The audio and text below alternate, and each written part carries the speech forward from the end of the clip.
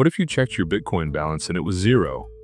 Not because the price crashed, but because a hacker, a simple mistake, or a bankrupt company had vanished it forever. This isn't a scare tactic, it's a reality for thousands who neglect the single most important part of owning cryptocurrency. But it doesn't have to be your story.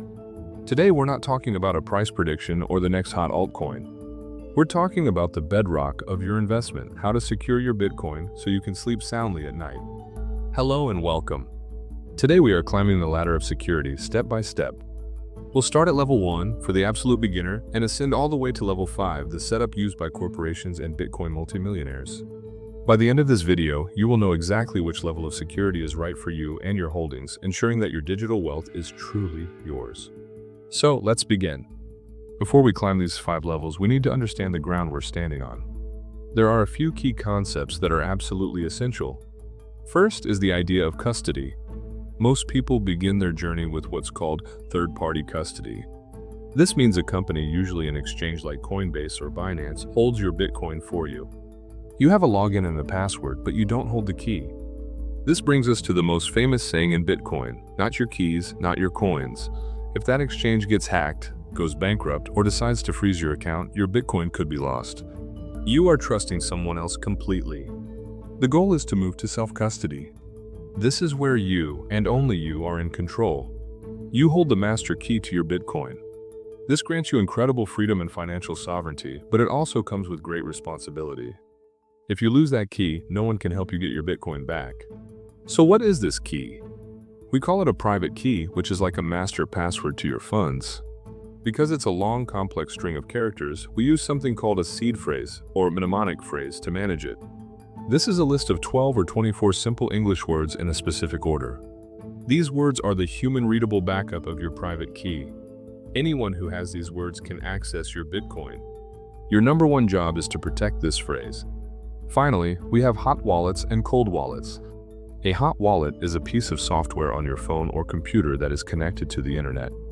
It's convenient for everyday use but carries risk. A cold wallet is a physical device that keeps your private key completely offline, away from hackers and malware. It's the ultimate in security. With that foundation laid, let's climb the 5 levels of Bitcoin storage. Level 1, the crypto exchange. This is where nearly everyone starts. You buy your first Bitcoin on an exchange and you just leave it there. It's the simplest and most convenient option. The advantage is that it's incredibly easy. You don't have to manage anything yourself. But the disadvantages are huge. You are trusting a third party with 100% of your funds. It's like leaving cash with a company and just hoping they'll be around to give it back when you ask. Level 1 is like your first day at the gym. It's fine to look around and try out the easy machines, but you wouldn't try to lift your maximum weight. This level is only for tiny amounts that you would not be upset about losing. Level 2, the software wallet. This is your first real step into self-custody. You download an application onto your phone or computer like Blue Wallet or Sparrow Wallet. When you set it up, it generates a brand new seed phrase for you, those 12 or 24 words. You must write these words down on paper and store them somewhere safe and secret. Then, you withdraw your Bitcoin from the exchange to this new wallet. Congratulations! For the first time, you actually own your Bitcoin. The big advantage here is you are in full control. It's also very convenient for making small, quick payments. But the downside is that this is a hot wallet. Your phone or computer is always connected to the internet, making it vulnerable to sophisticated malware or viruses that could steal your seed phrase. Level 2 is perfect for a learning experience and for holding pocket money amounts of Bitcoin, similar to the cash you'd carry in a physical wallet. Your life savings have no business being here. I'm using the Bitbox 2 Nova, and the Bitcoin-only edition, which is made in Switzerland by Shift Crypto, is fully open source and offers great security and transparency. If you use my link in the description, you'll get a 5% discount. Level 3, the hardware wallet. We have now arrived at the gold standard for virtually all serious Bitcoin owners. If you hold an amount of Bitcoin that would cause you financial pain to lose, this level is mandatory, not optional. A hardware wallet is a small physical device from companies like Bitbox, OneKey, Trezor, Ledger, or Coldcard, built for one purpose only: to keep your private keys safe and offline. Here's how it works. You power on the device and it generates your 12 or 24 word seed phrase directly on its little screen, never touching an internet-connected device. You write down this backup, ideally securing it on something fireproof and waterproof like a steel plate. When you want to send Bitcoin, you create the transaction on your computer, which then sends the unsigned details to your hardware wallet. You verify the address and amount on the device's trusted screen and physically press a button to approve it. The device signs the transaction internally with your offline private key and sends only the safe signed transaction back to the computer. Your private key never ever leaves the device. The advantage is immense security against all online threats.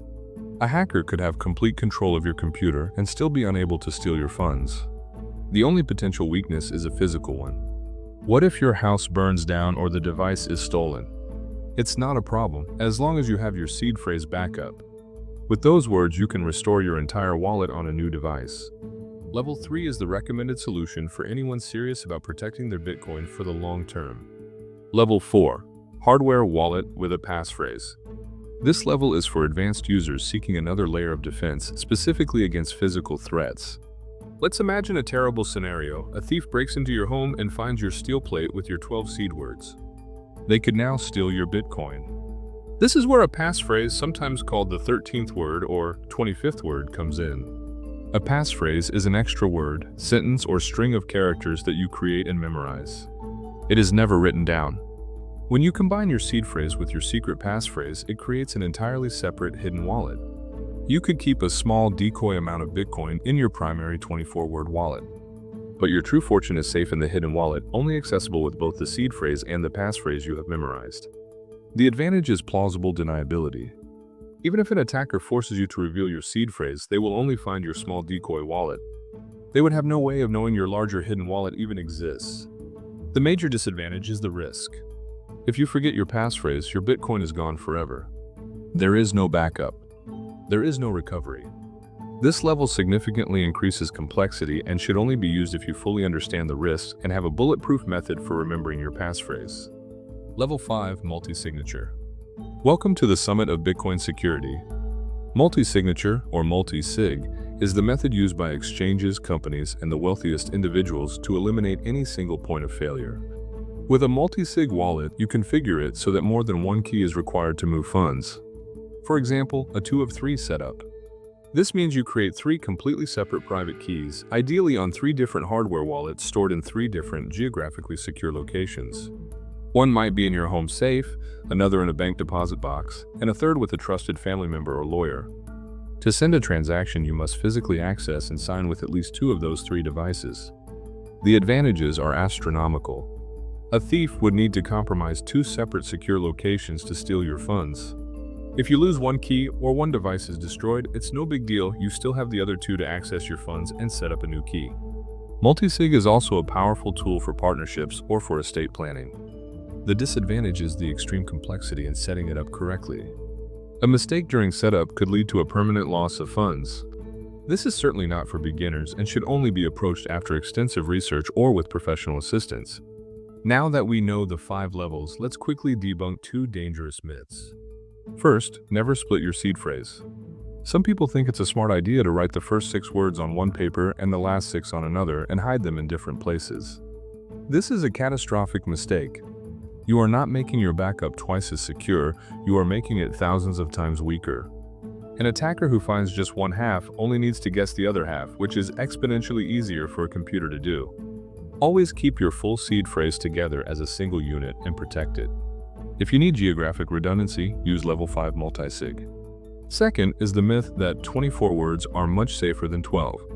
While technically true, the difference is not meaningful in the real world. A 12-word seed phrase offers 128 bits of security. The number of possibilities is so vast, it's a number with 38 zeros. The entire computing power of the world would take billions of years to guess it. The practical risk isn't someone guessing your words, it's someone stealing them. Adding another 12 words doesn't meaningfully increase your real-world security, but it does double your chance of making a mistake when writing down or recovering your backup. For almost everyone, 12 words are more than secure enough. So let's quickly review.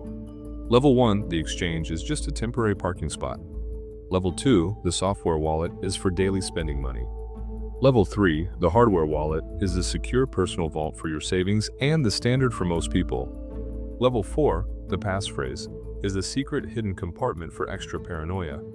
And Level 5 multisig is the Fort Knox solution for businesses and large fortunes. I hope this guide has brought you clarity. Don't be intimidated by the technical details. The journey starts with a single step. Order a reputable hardware wallet, practice sending and receiving small amounts until you feel comfortable. The feeling of true ownership and financial sovereignty you get from self-custody is absolutely worth the effort. It is your money, and with Bitcoin, you have the historic opportunity to truly own and control it. If you found this video helpful, please hit the like button and subscribe to the channel for more content just like this. What level of security are you using? Do you have any questions? Let me know down in the comments. Thanks for watching.